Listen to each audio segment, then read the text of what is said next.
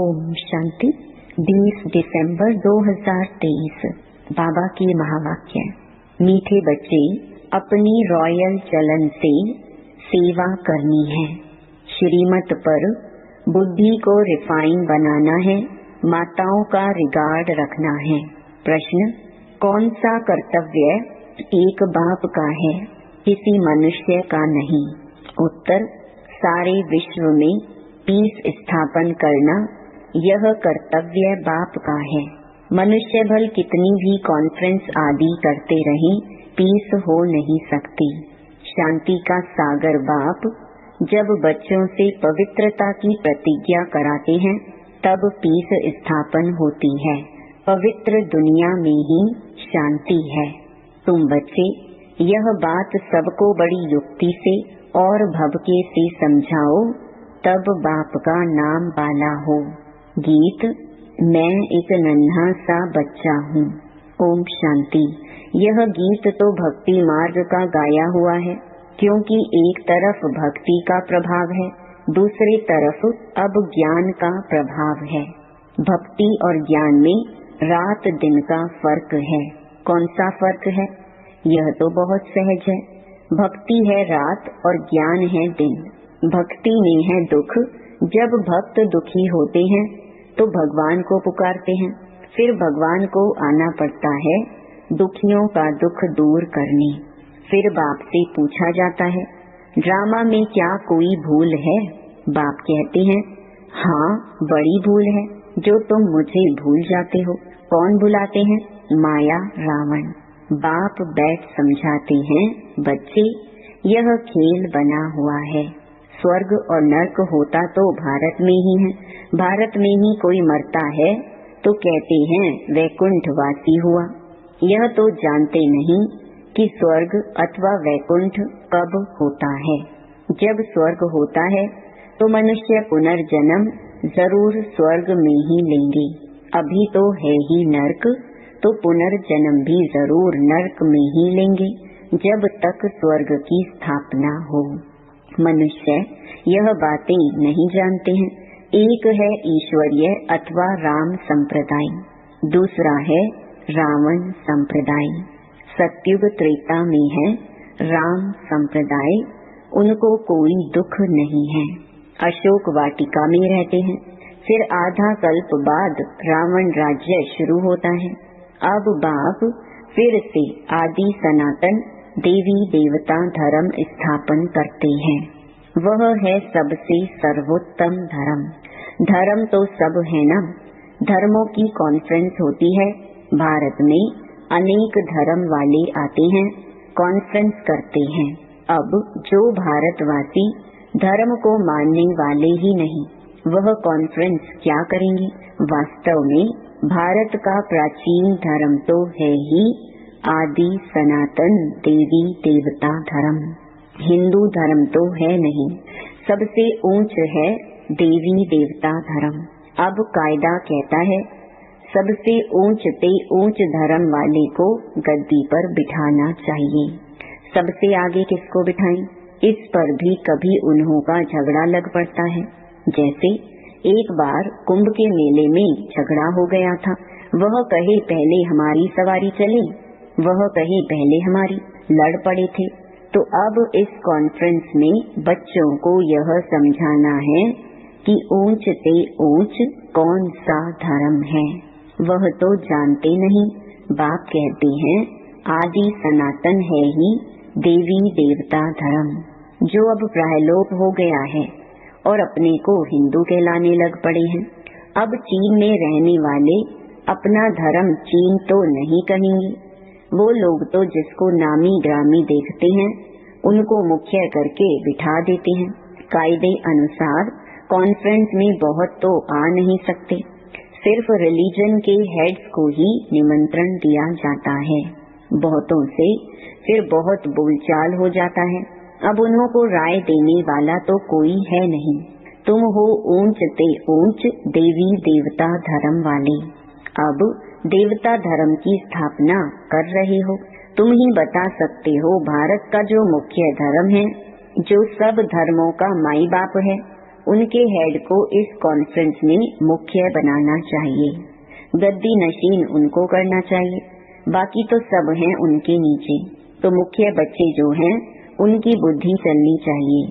भगवान अर्जुन को बैठ समझाते हैं, संजय यह है, अर्जुन तो है रथी, उनमें रथवान है बाप।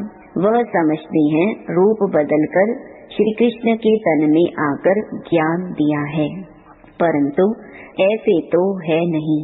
अब प्रजापिता भी है। त्रिमूर्ति के ऊपर बहुत अच्छी रीति समझाया जा सकता है। त्रिमूर्ति के ऊपर शिव बाबा का चित्र जरूर चाहिए। वह है सूक्ष्म वतन की रचना। बच्चे समझते हैं यह विष्णु है पालन करता, प्रजापिता ब्रह्मा है स्थापन करता, तो उनका भी चित्र चाहिए। यह बड़ी समझ की बात है। बुद्धि में रहता है प्रजापिता ब्रह्मा जरूर है, विष्णु भी तो चाहिए। जिससे स्थापना कराएंगे उससे ही पालना भी कराएंगे। स्थापना कराते हैं ब्रह्मा से। ब्रह्मा के साथ सरस्वती आदि बहुत बच्चे हैं। वास्तव में यह भी पतित से पावन बन रहे हैं। तो कॉन्फ्रेंस में आदि सनातन देवी देवता धर्म की हेड जगदम्बा होनी चाहिए, क्योंकि माताओं का बहुत मान है। जगत अम्बा का मेला बड़ा भारी लगता है। वह है जगत पिता की बेटी। अब आदि सनातन देवी देवता धर्म की स्थापना हो रही है। गीता एपिसोड रिपीट हो रहा है। यह वही महाभारत की लड़ाई सामने खड़ी है। बाप भी कहते हैं मैं कल्प कल्प कल्प के संगम युग पर आता हूँ, भ्रष्टाचारी दुनिया को श्रेष्ठाचारी बनाने। जगत अम्बा गॉडेस ऑफ नॉलेज गाई हुई है। उनके साथ ज्ञान गंगाएं भी हैं। उनसे पूछ सकते हैं कि उनको यह नॉलेज कहाँ से मिली हुई है। नॉलेजफुल गॉड फादर तो एक ही है, वह नॉलेज कैसे दे? जरूर उनको शरीर लेना पड़े। तो ब्रह्मा मुख कमल से सुनाते हैं। ये माताएं बैठ समझाएंगी। कॉन्फ्रेंस में उन्हों को यह मालूम होना चाहिए ना कि बड़ा धर्म कौन सा है। यह तो कोई समझते ही नहीं कि हम आदि सनातन देवी देवता धर्म के हैं। बाप कहते हैं यह धर्म जब प्रायलोप हो जाता है तो मैं आकर फिर स्थापन करता हूँ। अभी देवता धर्म है नहीं, बाकी 3 धर्मों की वृद्धि होती जा रही है, तो जरूर देवी देवता धर्म फिर से स्थापन करना पड़े। फिर यह सब धर्म रहेंगे ही नहीं। बाप आते ही हैं आदि सनातन देवी देवता धर्म की स्थापना करने। तुम बच्चियां ही बता सकती हो कि पीस कैसे स्थापन हो सकती है। शांति का सागर तो है ही परम पिता परमात्मा, तो पीस जरूर वही स्थापन करेंगे। ज्ञान का सागर, सुख का सागर वही है। गाते भी हैं पतित पावन आओ, आकर के भारत को पावन राम राज्य बनाओ। पीसफुल तो वही बनाएंगे। यह बाप का ही कर्तव्य है। तुम उनकी मत पर चलने से श्रेष्ठ पद पाते हो। बाप कहते हैं जो मेरे बनेंगे, राजयोग सीखेंगे और पवित्रता की प्रतिज्ञा करेंगे कि बाबा हम पवित्र बन 21 जन्मों का वर्षा लेंगे, वही मालिक बनेंगे, पतित से पावन बनेंगे। पावन है लक्ष्मी नारायण सबसे ऊंच। फिर अभी पावन दुनिया की स्थापना हो रही है। तुम पीस के लिए कॉन्फ्रेंस कर रहे हो, परंतु मनुष्य थोड़े ही पीस करेंगे। यह तो शांति के सागर बाप का काम है। कॉन्फ्रेंस में बड़े आदमी आते हैं, बहुत मेंबर्स बनते हैं, तो उन्हों को राय भी देनी पड़े। फादर शोज सन। शिव बाबा के पोतरे ब्रह्मा के बच्चे हैं गॉडेस ऑफ नॉलेज। उनको गॉड ने नॉलेज दी है। मनुष्य तो शास्त्रों की नॉलेज पढ़ते हैं। ऐसे भबके से समझाओ तो बड़ा मजा हो। युक्ति जरूर रचनी पड़ती है। एक तरफ उन्हों की कॉन्फ्रेंस हो और दूसरे तरफ फिर तुम्हारी भी भबके से कॉन्फ्रेंस हो। चित्र भी क्लियर है जिनसे झट समझ जाएंगे। उनका ऑक्यूपेशन अलग है, उनका अलग है। ऐसे थोड़े ही सब एक ही एक हैं। नहीं, सभी धर्मों का पार्ट अलग अलग है। कहते हैं रिलीजन इज माइट, परंतु सबसे ताकत वाला कौन? वही आकर के पहला नंबर देवी देवता धर्म की स्थापना करते हैं। यह तुम बच्चे ही जानते हो। दिन प्रतिदिन तुम बच्चों को पॉइंट्स मिलती रहती हैं। समझाने की पावर भी है। योगी की पावर अच्छी होगी। बाबा कहते ज्ञानी तो आत्मा ही मुझे प्रिय है। ऐसे नहीं कि योगी प्रिय नहीं है। जो ज्ञानी होंगे वह योगी भी जरूर होंगे। योग परमपिता परमात्मा के साथ रखते हैं। योग बिगर धारणा नहीं होगी।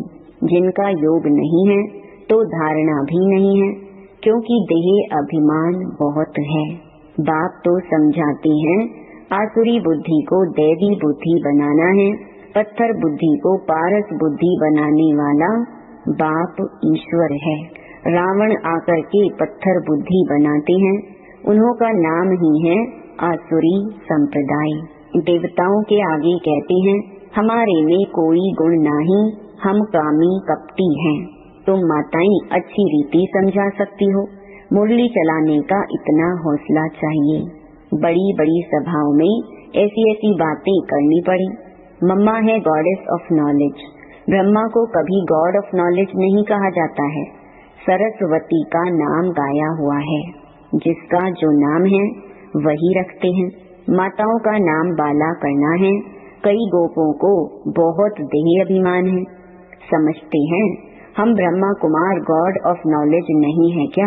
अरे खुद ब्रह्मा ही अपने को गॉड ऑफ नॉलेज नहीं कहते। माताओं का बहुत रिगार्ड रखना पड़े। यह माताएं ही जीवन पलटाने वाली हैं। मनुष्य से देवता बनाने वाली हैं। माताएं भी हैं, कन्याएं भी हैं। अधर कुमारी का राज तो कोई समझते नहीं है। भल शादी की हुई है तो भी ब्रह्मा कुमारियां हैं। यह बड़ी वंडरफुल बातें हैं। जिन्हों को बाप से वर्षा लेना है वह समझते हैं। बाकी जिनकी तकदीर में नहीं है वह क्या समझेंगे। नंबरवार दर्जे जरूर हैं। वहाँ भी कोई दास दासियां होंगे, कोई प्रजा होंगे। प्रजा भी चाहिए। मनुष्य सृष्टि वृद्धि को पाती रहेगी तो प्रजा भी वृद्धि को पाती रहेगी। तो ऐसी ऐसी कॉन्फ्रेंस जो होती हैं उसके लिए जो अपने को मुख्य समझते हैं उनको तैयार रहना चाहिए। जिनमें ज्ञान नहीं है वह जैसे छोटे ठहरे। इतनी बुद्धि नहीं। देखने में भल बड़े हैं परंतु बुद्धि नहीं है, वह छोटे हैं। कोई कोई की बुद्धि बड़ी अच्छी है। सारा मदार बुद्धि पर है। छोटे छोटे भी तीखे चले जाते हैं। कोई की समझाने में बड़ा मिठास होता है। बातचीत बड़ी रॉयल करते हैं। समझेंगे यह रिफाइन बच्चे हैं। चलन से भी शो होता है ना। बच्चों की चलन बहुत रॉयल होनी चाहिए। कोई अनरॉयल काम नहीं करना चाहिए। नाम बदनाम करने वाले ऊंच पद पा नहीं सकते। शिव बाबा का नाम बदनाम करते हैं तो बाप का भी हक है समझाने का। अच्छा, मीठे मीठे सिकिलधे बच्चों प्रति माता पिता बाप दादा का याद प्यार और गुड मॉर्निंग। रूहानी बाप की रूहानी बच्चों को नमस्ते। रात्रि क्लास। अब तुम बच्चे समझते हो कि हम जीव आत्माएं परम पिता परमात्मा के सम्मुख बैठी हैं। इसको ही मंगल मिलन कहा जाता है। गाया जाता है ना, मंगलम भगवान विष्णु। अभी मंगल है ना मिलन का। भगवान वर्षा देते हैं विष्णु कुल का, इसीलिए उनको मंगलम भगवान विष्णु कहा जाता है। जब बाप मिलते हैं जीव आत्माओं से वह मिलन बड़ा सुंदर है। तुम भी समझते हो अभी हम ईश्वरीय बच्चे बने हैं। ईश्वर से अपना वर्षा लेने लिए बच्चे जानते हैं ईश्वर के वर्षे बाद दैवी वर्षा मिलता है, अर्थात स्वर्ग में पुनर्जन्म मिलता है। तो तुम बच्चों को खुशी का पारा चढ़ा रहना चाहिए। तुम जैसा खुश नसीब व सौभाग्यशाली तो कोई नहीं दुनिया में, सिवाय ब्राह्मण कुल के और कोई भी भाग्यशाली हो नहीं सकता। विष्णु कुल सेकंड नंबर में हो गया, वह दैवी गोद हो जाती। अभी ईश्वरीय गोद है, यह तो ऊंच ठहरे ना। दिलवाड़ा मंदिर ईश्वरीय गोद का मंदिर है। जैसे अम्बा के भी मंदिर हैं, वह इतना संगम युग का साक्षात्कार नहीं कराते हैं। यह दिलवाड़ा मंदिर संगम युग का साक्षात्कार कराता है। बच्चों को जितनी समझ है उतना और कोई मनुष्य मात्र को हो न सके। जितना तुम ब्राह्मणों को समझ है उतनी देवताओं को भी नहीं। तुम संगम युगी ब्राह्मण हो, वह संगम युगी ब्राह्मणों की महिमा करते हैं। कहते हैं ब्राह्मण सो देवता बनते हैं। ऐसे ब्राह्मणों को नमः। ब्राह्मण ही नरक को स्वर्ग बनाने की सर्विस करते हैं। ऐसे बच्चों ब्राह्मणों को नमस्ते करते हैं। अच्छा, गुड नाइट। धारणा के लिए मुख्य सार। पहला, बाप का प्रिय बनने के लिए ज्ञानी और योगी बनना है, देह अभिमान में नहीं आना है। दूसरा, मुरली चलाने का हौसला रखना है, अपनी चलन से बाप का शो करना है। बातचीत बड़ी मिठास से करनी है। वरदान, कर्म भोग को कर्म योग में परिवर्तन कर सेवा के निमित्त बनने वाले भाग्यवान भव। तन का हिसाब किताब कभी प्राप्ति व पुरुषार्थ के मार्ग में विघ्न अनुभव न हो। तन कभी भी सेवा से वंचित होने नहीं दे। भाग्यवान आत्मा कर्म भोग के समय भी किसी न किसी प्रकार से सेवा के निमित्त बन जाती है। कर्म भोग चाहे छोटा हो या बड़ा, उसकी कहानी का विस्तार नहीं करो। उसे वर्णन करना माना समय और शक्ति व्यर्थ गंवाना। योगी जीवन माना कर्म भोग को कर्म योग में परिवर्तन कर देना। यही है भाग्यवान की निशानी।